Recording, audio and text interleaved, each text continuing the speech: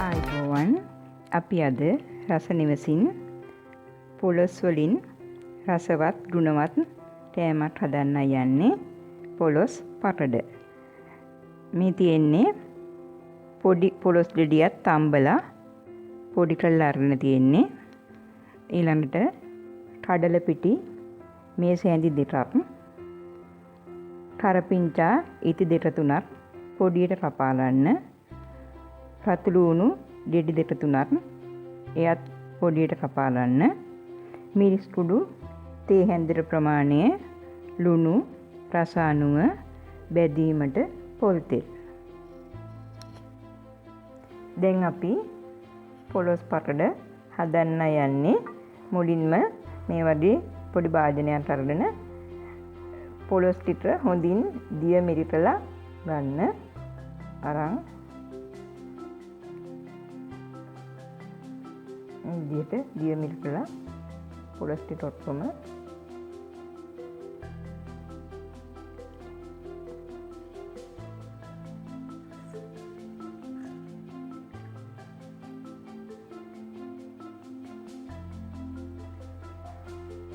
ඊට පස්සේ මේ පොලොස් ටිකට අපි දැන්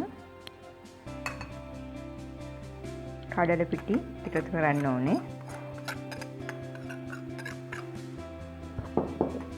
ඒකටම කරපිංචා, ලුණු, මිරිස් කුඩු, ලුණු ඒ සියලු දේම එකතු කරලා හොඳින් අනා ගන්න.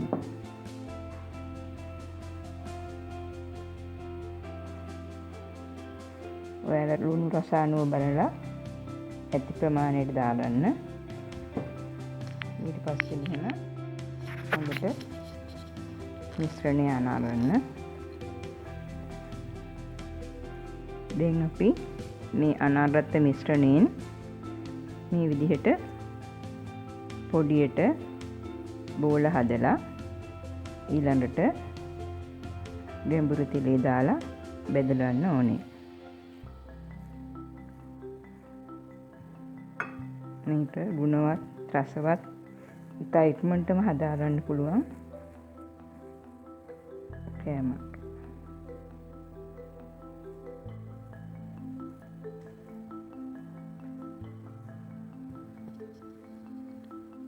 දැන් පොලොස් pakade ටික ගැඹුරු තෙලේ බෙදලා තියෙන්නේ.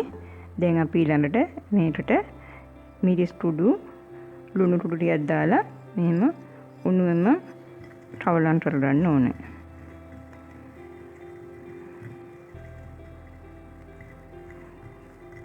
හොඳට ලුණු මිරිස් තැවරෙන්න කවලම් කරගන්න.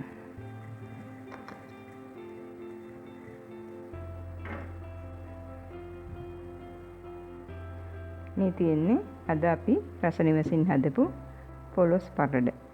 ඔයාලත් මේක අත්හදා බලන්න. හරිම රසවත් ඒ වගේම ගුණවත් කෑමක්.